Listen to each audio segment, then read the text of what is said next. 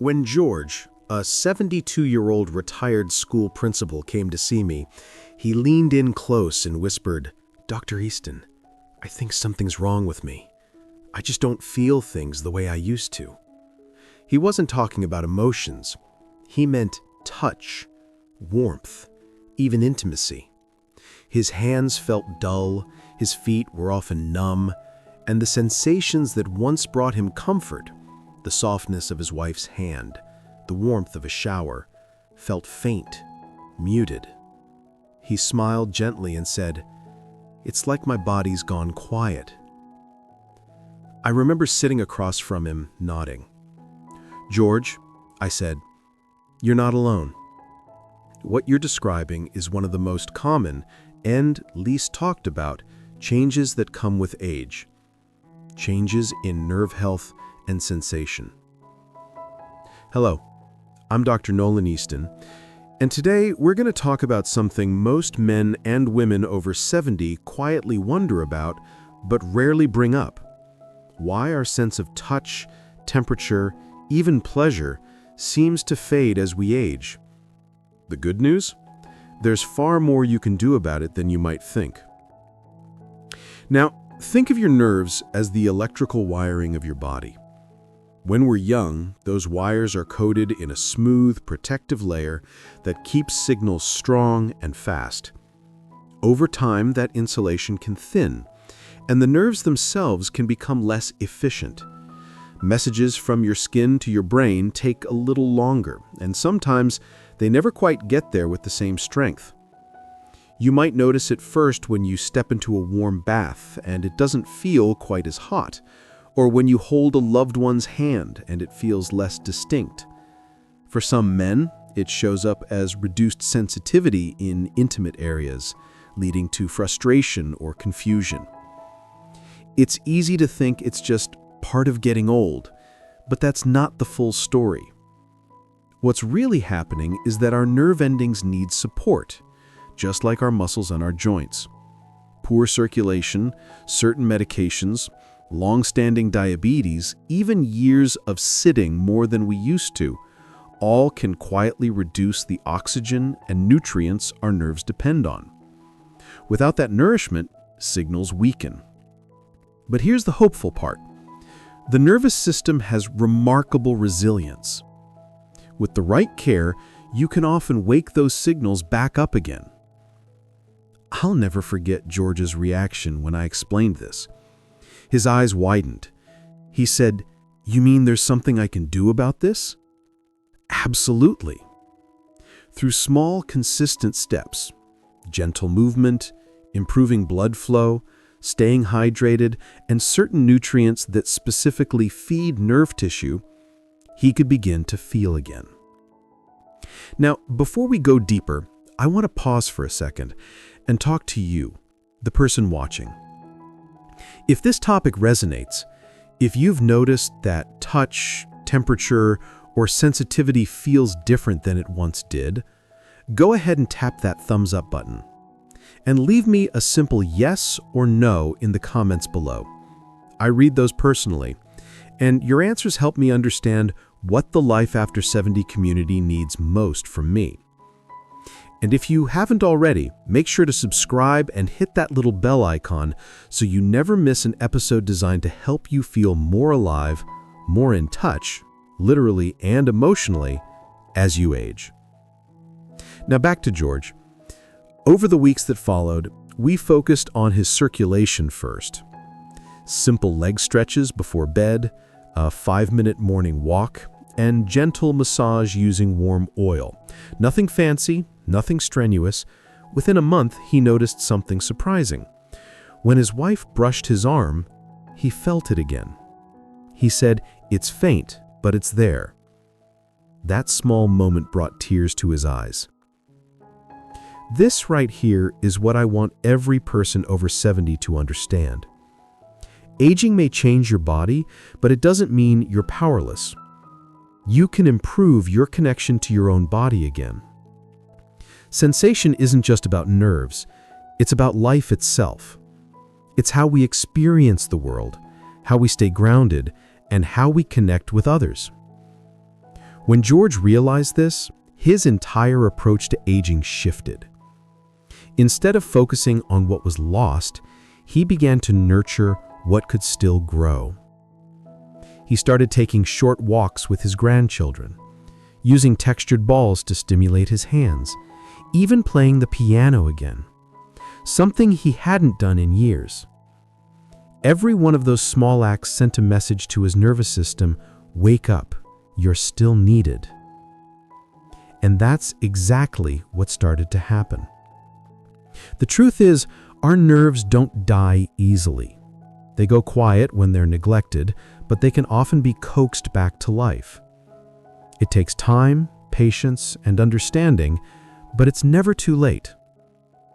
When I first met George, he thought the changes in his body were permanent, that his fading sense of touch and warmth were simply signs of getting old.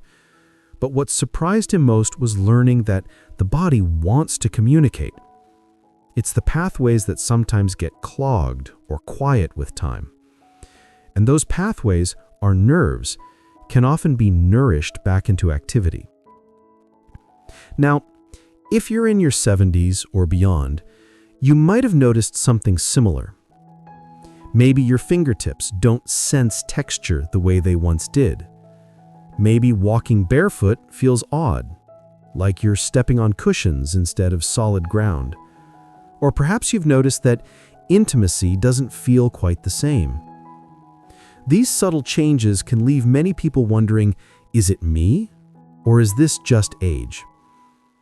Here's what I always tell my patients. Age influences it, yes, but it doesn't control it. There's a big difference between what's common and what's inevitable. Our nerves rely on 3 key pillars to function well: circulation, nutrition, and activity. When one of those starts to weaken, the signals fade. Let's take circulation, for example. Good blood flow is like the delivery truck for your nerves. It carries oxygen, nutrients, and warmth to every tiny corner of your body, from your toes to your fingertips. But as we get older, especially after 70, many of us move less. Our muscles lose tone, our arteries stiffen a little, and that delivery system slows down. That's why I often tell my patients that movement is medicine. It doesn't have to be exercise in the gym. In fact, it shouldn't feel like a chore. Just standing up from your chair a few times every hour, stretching your legs before bed, or gently rubbing your hands together to stimulate circulation, these small acts wake up your body's signals. I remember one morning when George came into my office smiling. He said, "You're not going to believe this. I was playing cards with my friends, and when someone shook my hand, I actually felt it." It may sound small, but to George it was a sign of hope. A reminder that sensation wasn't gone, just sleeping. That moment made me think about how many people live with quiet discomfort, numbness, tingling, or simply less feeling, without realizing they can change it. So if you're watching this and thinking, "That sounds like me," I want you to know there's real potential for improvement, no matter your age. But before we go further, let me pause for just a moment.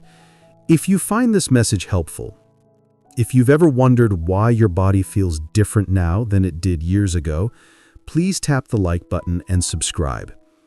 It helps this community grow, and it tells me that these conversations matter. And leave me a quick yes in the comments if you'd like me to cover more about restoring nerve health and sensation. I do read your comments personally, and they guide what I share next.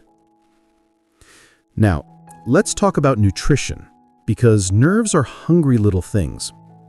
They rely heavily on B vitamins, especially B12, as well as omega. George's story stayed with me for months. Watching him rediscover something as simple as the texture of his morning newspaper reminded me of why I became a doctor in the first place. So many people think that aging means a slow, inevitable decline, that once something fades, it's gone forever. But time and again, I've seen that the body responds beautifully when we give it care and attention. Now, one of the most misunderstood aspects of aging and nerve health is that feeling different doesn't always mean losing. Sometimes it's the body adapting to a new rhythm. After 70, our nerve signals may not be as sharp, but they often become more balanced, less reactive. For example, you might notice that you're less sensitive to cold, but also less troubled by small aches. The key is learning how to work with your body's new rhythm instead of fighting it. When George and I talked about this, I explained it like a musical instrument. Over the years, strings loosen, the tone changes, but if you tune it gently and regularly, it can still produce beautiful music. The same applies to your nerves. They need tuning through movement, nutrition, and awareness. One fascinating thing we discovered through George's journey was how much mindset affects nerve response. When he felt anxious or frustrated about his body's changes, his symptoms often worsened.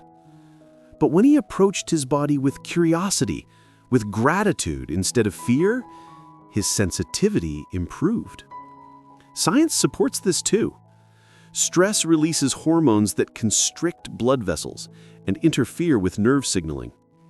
Calmness, gratitude, and relaxation, on the other hand, improve circulation and help nerves breathe. That's why, if you've noticed tingling, numbness, or reduced sensation, one of the best medicines might be something as simple as deep, slow breathing. Take a moment each morning, place your hands on your lap, close your eyes, and breathe in for 4 counts, out for 6. This gentle rhythm signals your body that it's safe, allowing blood flow to open and the nervous system to calm. I told George to try this whenever he felt frustrated. A few weeks later, he came in smiling again. "You were right," he said. "When I stop worrying about what I can't feel and start focusing on what I can, I notice more." His awareness sharpened. It's not magic, it's how the brain refocuses attention. Now, before I go further, I want to pause for a moment to ask you if what we're talking about makes sense to you, or if you've experienced these changes yourself. Please tap the thumbs up button and subscribe to the channel. It lets me and the team at Life After 70 know that these topics matter to you. And if you've noticed your touch or sensation changing with age, just write yes or no in the comments below. I do go through them, and your feedback helps shape future videos so I can speak directly to what you're experiencing. All right, let's talk about another part of this story that often surprises people: emotional touch. Our nerves don't just respond to physical contact, they respond to emotional warmth too. When we hug someone, hold hands, or simply share laughter, the body releases oxytocin, often called the connection hormone. It improves blood flow, supports nerve regeneration, and literally makes us feel more alive. When George began to feel again, his wife told me something that almost made me tear up. She said, "He's reaching for my hand again." You see, for years, he'd stopped doing that without even realizing it. As his physical sensation dulled, his emotional connection faded with it. But as he regained awareness in his skin, he also reopened that bond. That's the magic of sensation. It's not just a physical sense, it's a bridge between our inner and outer world. It tells the brain, "I'm here, I'm alive." Many people in their 70s, 80s, and 90s tell me they miss the spark they used to feel, not just romantically, but in everyday life. That spark doesn't vanish. It just gets buried under years of stress, inactivity, and disconnection. Reclaiming nerve health isn't only about restoring function, it's about rekindling that spark. I remember one patient who began daily texture walks, walking around his home, touching objects with different surfaces, smooth wood, cool glass, rough fabric. Within a few weeks, he reported that his hands felt awake. More importantly, he said he felt more present. That's the power of reconnecting with sensation. Your skin is your body's largest organ. It's full of sensors, constantly talking to your brain. When those sensors are ignored, they get quiet.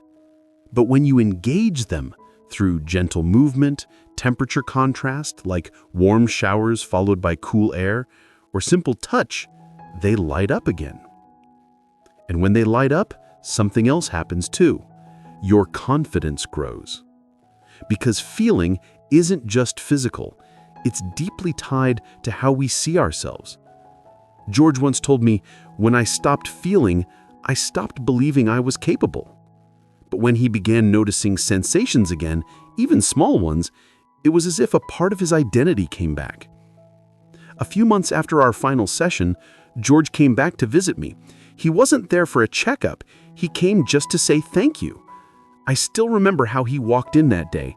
Slower than he once did, yes, but taller, more assured, his eyes full of that spark that had been missing before. He told me, "Dr. Easton, I didn't just get my feeling back, I got my connection back to myself, to my wife, to life." That moment reminded me of something important. Sensation is more than nerves. It's the language of living. The warmth of the sun on your face, the brush of wind on your skin, the weight of your grandchild's hand, these small experiences are the body's way of saying, "You're still here." So let's talk about what really keeps your nerves and your sensations alive after 70. It's not only about supplements or medical treatments, it's about keeping the conversation between your body and your brain active every day. Think of your nerves like an orchestra.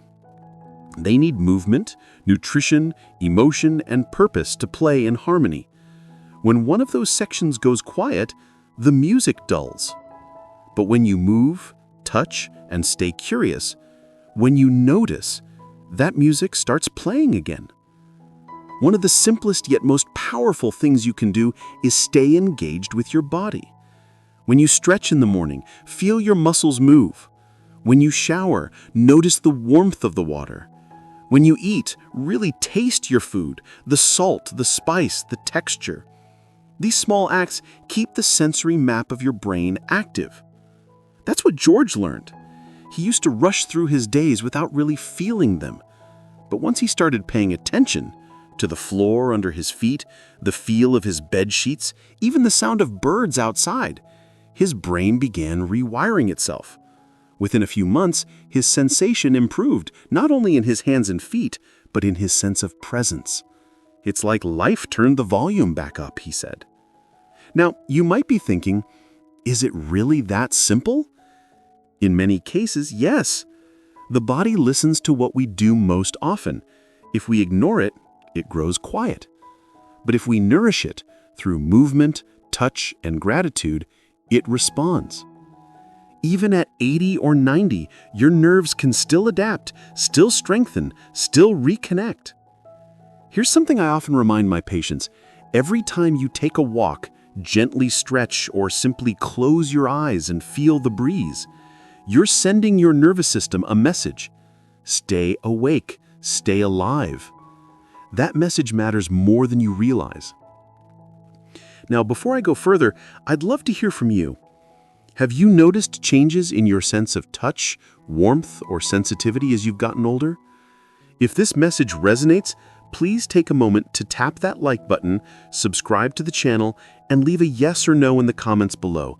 I truly do read your answers. They help me shape future topics and guide what I share with our Life After 70 community. All right, let's talk about another part of this story that often surprises people: emotional connection. When George rediscovered sensation, his relationships deepened too. His wife said something beautiful to me once.